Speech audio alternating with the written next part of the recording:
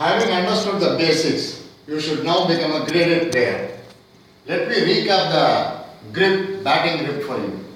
Place your bat like this now and bring your hands like this, and this part of the V, this part of the bottom hand of the V is parallel to the V, this V of the middle of the bat, and the top handle, this V of the top hand is perpendicular to the middle of the edge of the bat and the middle of the back of the bat. The edge of the bat and the middle of the back of the bat, and this V runs perpendicular in a straight line and somewhere in the middle between the edge of the bat and the back of the bat. This is how the bat is held. And now let me show you my stance. If you look at from behind, as I have explained, is like this. And when you look at me, my stance would be like this. Always when you watch a player coming into bat, he draws three lines perpendicular to the parking crease in line with the batting stance to take guard. The guard is taken to cover the wicket. See, you place the boots like this, just out on the leg stump, so that the pad does not cover the stumps. The pad runs, just behind the leg stump. And you place the bat behind the toe of your boot, right boot, as a right-hander, and that covers the whole stumps, so that your stumps are not open to the bowler. So you cover the stumps and take your stance like this. You cannot shake your head. You have to watch the bowler as he runs. Only your eye can move around, but your head cannot move. Your head should not be shaken as the bowler runs into you. When the bowler runs into you over the wicket, your shoulder should point towards the bowler. This is a stance for over the wicket. When the bowler runs into you on the right hand side of the umpire, this shoulder points to him. If the bowler runs around the wicket and comes into you, then your shoulder should point at the bowler running in from around the wicket. Then your stance will be slightly open and your stance will be like this. As your shoulder faces the bowler, your stance is little bit becomes open. The front foot is taken behind somewhat at an angle so that the shoulder points to the bowler coming in from round the wicket. This is how your stance is when the bowler is running in around the wicket on the left hand side of the umpire and into you. When you play your shots, you have to make room for playing the shots.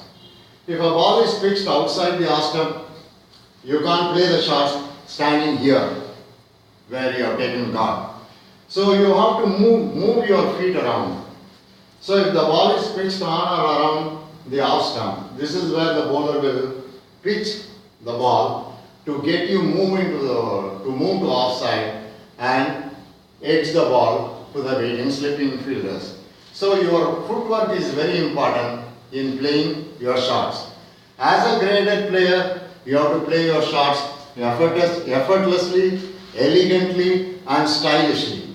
And how do you do that? You have to keep your feet moving. Suppose the ball is coming on or around the off stump, say outside the off stump. You have to move your front foot like this, then take your left foot forward and approach the ball and hit the ball like this.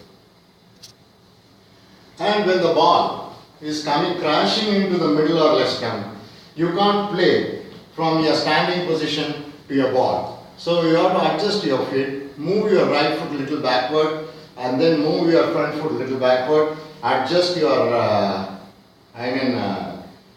adjust your feet movement, and as the ball approaches you, hit the ball like this. This is how you adjust your feet. You move this feet first, towards the off side or towards the leg side. Suddenly if the ball swings, the ball may appear to come around the off stump and suddenly it might swing into your middle or crash into the leg stumps. So then you have to adjust your feet movement like this. You take an initial step forward, and if the ball just crashes here, you can pull the ball like this, standing in this position. So this is the way you can play your shots. So this foot is taken that side back. So this is the adjustment of your feet. You have to adjust your feet accordingly and play your shots. Suppose the ball appears to come here, moves further away. So having moved this feet forward, either you have to move right across and push the ball to the mid wicket, or if you cannot leave the ball, if it is moving further away, you can leave the ball safely to the wicket keeper's hands. So this is how you have to adjust your technique and keep your feet moving when you become a graded player.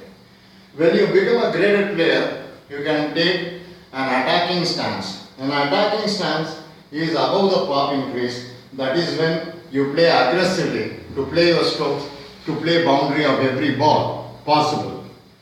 That doesn't mean that you should throw your wicket. So you stand above the popping crease. This is an attacking stance. And if you stand just behind the popping crease, if your right foot is just behind the popping crease, then it's a defensive stance. So this is a defensive stance, this is an aggressive stance. And the stance can be taken for every ball. A stance is taken always for every ball, and so you can keep moving up. Further up, stand further up, so that the bowler will be confused whether you to pitch much shorter for you or bowl fuller at you. If he bowls a good length ball, when you take an attacking stance, it becomes almost fuller to you for you to drive the ball easily. So you can shift the stance from an attacking stance, you can move further up and move further back and take a defensive stance. If the stance is taken from attacking stance to defensive stance, to every ball, the bowler loses the rhythm and he will not be able to know where to pitch the ball accurately for you, and that is your advantage to attack the bowler. Thank you.